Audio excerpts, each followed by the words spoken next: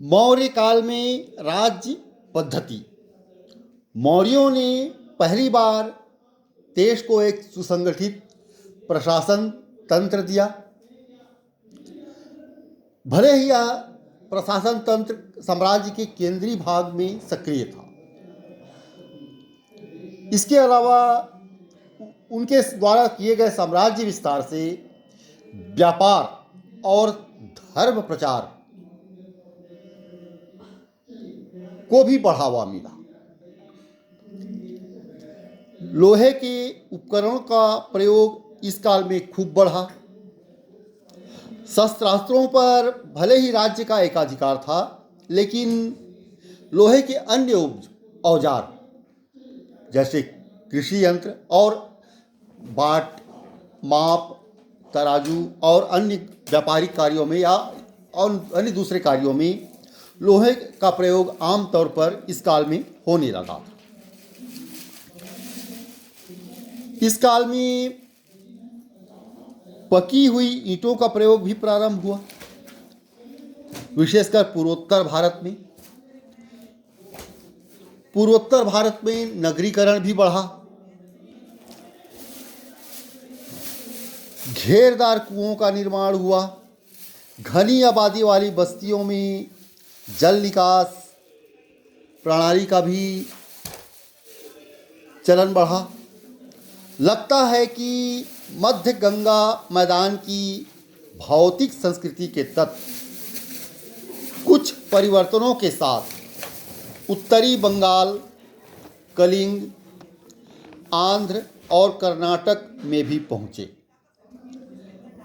बंग देश में जहाँ जिला बोगरा में मौर्य ब्राह्मी लिपि में महास्थान अभिलेख पाया गया है, वहीं दिनाजपुर जिले के बनगढ़ में उत्तरी काले पालिशदार मृदभांड मिले।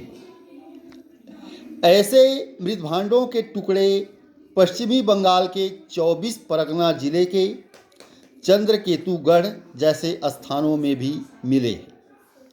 उड़ीसा की शिशुपालगढ़ बस्तियों में भी गंगा क्षेत्र से संपर्क के लक्षण दिखाई देते हैं। ये बस्तियां मौर्य काल की ईसा पूर्व 3री सदी की मानी जाती है और इनमें उत्तरी काले पालिशदार मृदभांड के साथ साथ लोहे के उपकरण और आहत मुद्राएं मिली हैं। चूंकि शिशुपालगढ़ धौली और जौगीदा के पास है, जहां भारत के पूर्वी समुद्र तट से गुजरने वाले प्राचीन राजमार्ग पर अशोक के अभिलेख पाए गए हैं, इसलिए कहा जा सकता है कि इस क्षेत्र में भौतिक संस्कृति मगध के साथ संपर्क के परिणाम स्वरूप पहुंची होगी। यह संपर्क ईसा पूर्व 4ठी सदी से ही आरंभ हुआ होगा, जब कहा जाता है कि नंदों ने कलिंग पर अधिकार किया था।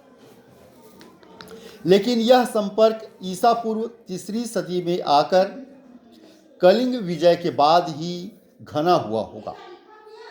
संभवतः कलिंग विजय के बाद सांत्वना के तौर पर अशोक ने अपने साम्राज्य में मिलाई गई कुछ बस्तियों को समुन्नत किया हो।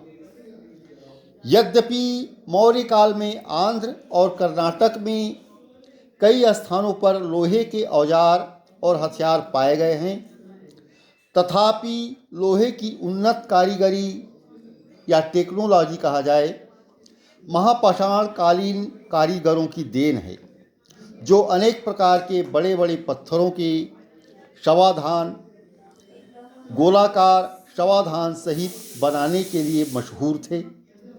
लेकिन इनमें से कुछ स्थानों में अशोक के अभिलेख और ईसा पूर्व 3री सदी के उत्तरी काले पालिशदार मृदभांड के टुकड़े मिले हैं। उदाहरणार्थ आंध्र के अमरावती में तथा कर्नाटक के कई स्थानों में अशोक के अभिलेख पाए गए हैं। इसलिए ऐसा लगता है कि पूर्वी समुद्री तट से भौतिक संस्कृति के तत्व मौर्य संपर्कों के जरिए निचले दक्कन पठार में प्रविष्ट हुए।